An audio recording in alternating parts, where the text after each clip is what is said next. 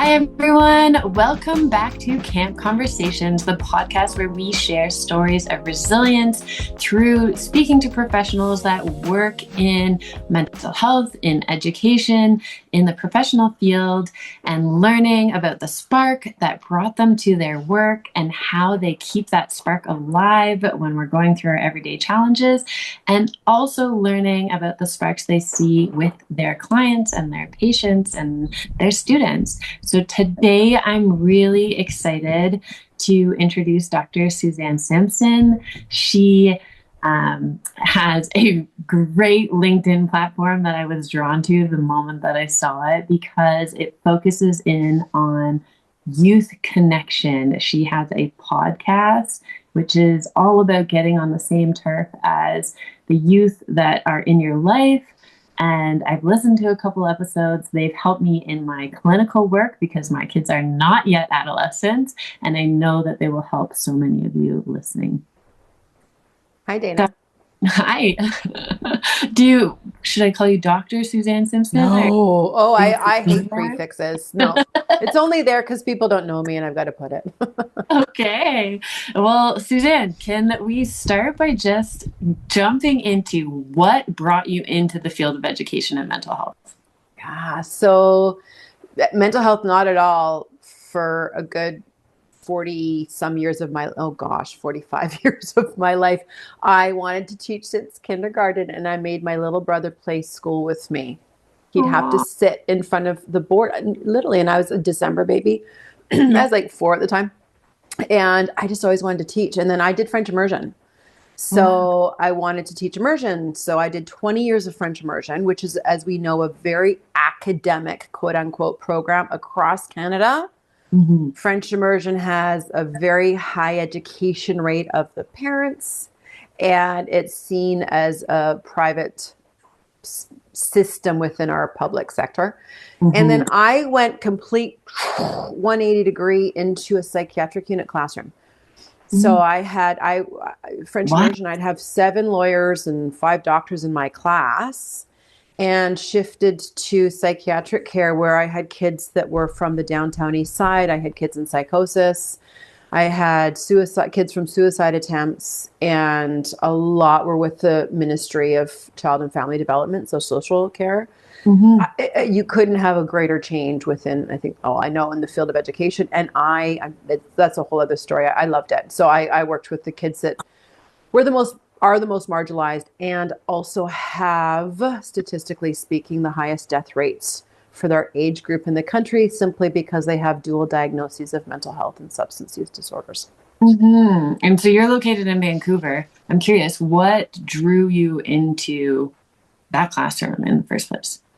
Well, in immersion, I wanted the kids that were always in trouble. I started really, it took me a good 10 years of teaching to get into that, but I wanted those ones that were always in the principal's office, that were in fights on the playground, that were rude, belligerent.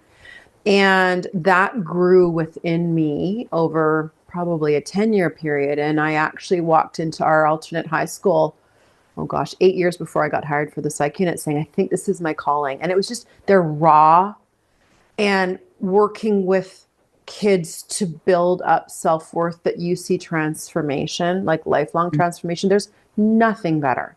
There's nothing better in my teaching career. So that's what drew me. And it's not for everybody. It's not for the faint of heart. I have stories that I realized I couldn't take home anymore from work. Mm-hmm. It's just working with that rawness and watching what can happen. So when we talk to professionals here at Camp Podcast, we often like to explore, because one of the pieces that we explore all the time with Camp is how some people out there have the capacity to take external challenges head on and just be able to see that there's a problem and take action steps towards solving it, which I hear from you, which I saw in your work from day one. You saw these kids and you're like, somebody needs to take an action step. So many professionals that do this burn out because, like you said, we come across these stories that are just beyond what we expect them to be, and we carry some of that home. How do you protect yourself? How do you keep going? So I listen, I lost 8 students in those 5.5 years on that unit that I know of, right now. Two things. Number one is it was my mom's cousin that told me this idea of enmeshment, which is considered like not a good thing to be doing, where we're enmeshing, like we're entwining, because you have to care. You have to be involved. My heart needs to be there because this is not transactional. It's any teacher, student, any caregiver, any like counselor, therapist. This cannot be transactional because these kids, number one, need securely attached relationships. You can't fake that. So you need that enmeshment. But then she gave me this visual of thinking of enmeshing. And then when I walked out of the building, I separated. I had to. And that was learned for me. I also come from a home with 0 trauma. Ironic, I've never even done pot. Like, I worked with all these kids with these substance use disorders and heard all these stories. You're from Vancouver, BC. I've never, listen, the first time I was offered pot, I think I was 45 years old. but just connecting and disengaging and connecting and disengaging. But the second thing, and I think this is the most empowering tidbit I had within my work, is in this moment. 3 little words. It's in this moment. So in this moment right now, I'm with this kid. I know they're probably going to have another suicide attempt. I know that they're going to go back home to the trauma and the abuse and the neglect, and it's all going to be unwoven. However, in this moment right now, I'm offering you self-worth. You are worthy. Your problems matter. I'm listening to you. I'm connecting to you. Because if I consider the long-term outcome, it's usually not good, right? Statistically, it's not. The kids that I worked with, not. And I'd have times with kids where I'd say, I know this isn't going to work. I know this is going to fall, but I'm still doing it out of my due diligence, right? Mm-hmm. It's also that in this moment right now, I'm giving you something that maybe you've not had in your upbringing, or maybe you desperately need. And we know continuously that does something. Because if I look at the finish line, you burn out. Mm-hmm. You can't look at the finish line. Right now, in this moment, I am with you. I see you. I want to understand you. I want to hear you. I'm looking at you, and you matter. That's what they need. Yes. So I think where so many of us make that mistake is that we jump to that future of how am I supporting them years down the road? And I see, and correct me if I'm wrong, the core of your work is connection, is really. Absolutely. I love that piece of in this moment connection, not connection. And am I going to fail them by them going to another teacher in a year or whatever that might be, but in this moment connection. You will burn out otherwise. Okay. So that enmeshment and disconnection is one. I have to authentically be there, present. Mm-hmm. And I know right now, this is what you need. You know, when I went to the unit, like she's still friends of mine. I had her kids for 4 years, this family. I taught my kids. I taught my kids in grade 7. And I went to, a 3-week stay. Like, what do I do with this? And it really hit me within the first week of, it's just building self-worth. That's what it is. I'm in this moment. I want to build up your self-worth. So I bought Nespresso coffee capsules, not Keurig, because Nespresso's better. And I brought in books, even though I knew that for the first few years of those kids, nobody was reading them for the kids that we had when I began. And I'm looking at you, and all of these things in this moment, I want to build your self-worth. Okay. Because when you have self-worth, you have hope. When you have hope, you have a future. Yes. If we have parents right now, and I know we do, that are listening and they're saying, you know, I have an adolescent and they're just struggling. Where do I start? You know where you start? You say, hey, what do you want to go do? Do you want to go get a burger? Do you want to go get a walk? Do you want bacon on your burger? Because I will tell you, particularly, I'll speak for my son, sings like a bird with bacon on the burger. Because what that is you matter, and I see you, and I value you so much that I want to spend time with you. And what do you want to do? That's my whole catchphrase of get on their turf, not my turf. It's not my turf. And spending that time together. And my research showed these kids what did they need. Like, what did you need as you got to my psychiatric unit was support, understanding, and care. And that actually, if you think about it, all happens over a burger or a walk or a bike ride. I'm here for you. I'm supporting you. I'm understanding you. It's not my head and my butt. Mm-hmm. That's the what do you want to do? And care. Just that let's go make you feel special. And you are special enough that I want to do this time with you. I that's number one. That, I've seen like all the clinical care in the world. Number one is every child wants their parents' face to light up when they walk into the room. Every single child. Yeah. They want us to be the golden retriever at the door. The wagging. Oh, yeah, I like that. Yeah, I like that, Dayna. What do you, I hear this in my clinic often, is I have parents come in and sit down and they say, but my adolescent, what they are doing is part of what is causing them their mental health to struggle. And the only thing they want to do with me is that thing. I mean, we're not talking substance use, we're talking gaming or binging out on junk food or whatever that might be. How do you support those parents with getting on their kids' turf when they see what their kid does as the problem? Are you talking about a 15-year-old or a 25-year-old child? Ooh, good question. The majority of the ones I'm referring to would be still high school years, so grade 8 to 12. My huge message, I'm just actually presenting on this. I'm just planning a presentation to teachers, but it's the same thing. I want parents to be empowered to be the parent. One of the things I have found consistently as a mom, I've got 2 kids, and as a teacher, is kids actually want those boundaries. I like the word discipline. I want to reclaim it in that I need to teach you emotional regulation. You need to know how to control your emotions. You can't freak out or whatever it is, because in life that doesn't work as an adult. And so to be empowered to know you are actually in charge.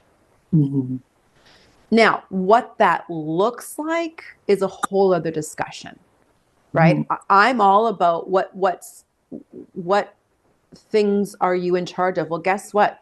Let's talk about cell phones for a second, because you brought up device. You want to know who owns the phone, Dayna? That parent owns the phone. Or let's pretend the kid bought it with their own money. Do you want to know who owns that cell plan? Okay, let's say the kid pays the cell phone. Do you want to know who owns the Wi-Fi in the house that you're accessing? Or do you want to know who pays this mortgage? So at the end of the day, I want parents to be empowered that they are in charge. And I run a tight ship at home. I have expectations, and I don't get that, and I'll explain them. And in class, like I taught grade 7 for a long time. I had 30 like prepubescent 13-year-olds in June all falling in love with each other. And they wanted it. They wanted to know, these are the boundaries. If there's a misstep and I have to discipline you, I'm responding to something that you've chosen to do. I don't like you any less. I don't like you any less. I still think you're fantastic, but I now have to respond because it is not good for you if I don't, and I sweep this under the carpet. And I, over and over again, and psychiatric classroom too, consistently, I say this with absolute certainty, they like it because it shows that I care. And it might be a dialogue like, look, it'd be way easier for me to ignore this. Let me tell you why I'm not ignoring this. You're touching on the former teacher part of myself and the parent part of myself, because I know when I hit that fatigue, whether we want to call it burnout, compassion fatigue, whatever that might be, I hear that narrative in my head pop up, like, I don't care, just do whatever you're gonna, like, I don't care about that thing. And that's how I know I'm moving towards that place of burnout. But what you're saying also reminds me, if I could relate it to a personal experience, I remember going biking and breaking my leg on a trail. And so we were far from anything. And the person that I was with came up to me. And in that moment, the first person on scene went, "Oh my gosh, your leg's broken? What do you need?" This looks, and they had that real hesitation with me. And my reaction was, get away. Like, you don't know what you're doing. You don't know what you're doing. Don't get anywhere near me. You're freaking me out. You're making this whole thing. The second person on scene got down on my level, made eye contact, and was stern and laid out the step. And right away, that was like, care. They've got me. I feel safe. And I totally think about that. It relates directly with what you're saying. It's like that feels safe. And yet there's a part of our parenting instinct. And even when I was a teacher, my education instinct that was like, oh, well, I don't want them to not like me. You know this, we are not teachers to become a friend. Mm-hmm. We are not parents to be a friend. Now, as my kids age, we are more friends, but I'm still their mom and they still come to me. I think so I'm planning this. I'm actually going to do my little video for my YouTube channel just after this about the idea of securely attached discipline. Mm-hmm. What does that mean? When we have attachment, that discipline aligns. I just interviewed a girl who I taught her grade 1, grade 6, grade 7. She's now a surgeon. She's Dr. Allie Donaldson, surgeon at VGH here. And she's always had emotional regulation. I said, what did your parents do that you learned this growing up? She said, she brought up, like, I wanted to please them. I'm like, oh, you're talking about connection then. Your parents were connected with you. You were connected to your parents. So then your behavior aligns. Mm-hmm. And she said, modeling. Stay off your phone. If you don't want your kid to be on your phone for 10 hours a day, we need to be the adults in the room again and model that. Yeah, which is so hard. Mm-hmm. Yeah, but we are the adults. Parenting's not a pastime either. I know. Tricky. Yeah. Today we are really cutting our podcast short because I wanted to introduce you to our audience, or I want our audience to get to know you because I want to hear from them the specific questions they have for you. Sure. And I know that so many are going to pop up. If people want to learn more about you and learn about your podcast to help develop some of these questions so I can really interrogate you next time, where's the best spot to find you? So website is drsuzannesimpson.com. And my podcast is listed there. I'm on YouTube and Apple and Spotify. And I offer a free 8 ways to get on your kid's turf guide on that website that people can access that has ideas in the morning of just connection with your child. Can you give us one just as our... Yeah, have a seat with them and eat breakfast with them. Mm-hmm. Just make that icon. What are you doing? Yeah. Just start your day off together. And for our educators listening, do you have one for them? Yeah. If somebody tells you that they're leaving for a week, ask them where they're going. Mm. Do you know how many don't? Because they're afraid of it, like prying. Just, hey, cool. You get to go away for a week. Where are you going? Because that shows I care. I'm invested. Even saying hello in the hallway. Mm-hmm. Like a lot of kids have told me that doesn't happen. Mm-hmm. So get past the curriculum, content before curriculum, connection before curriculum. Mm-hmm. Beautiful. Okay. I love it. I'm going to link in our show notes to your podcast, to your website. Audience, submit your questions and we will have Suzanne back and grill her with some more.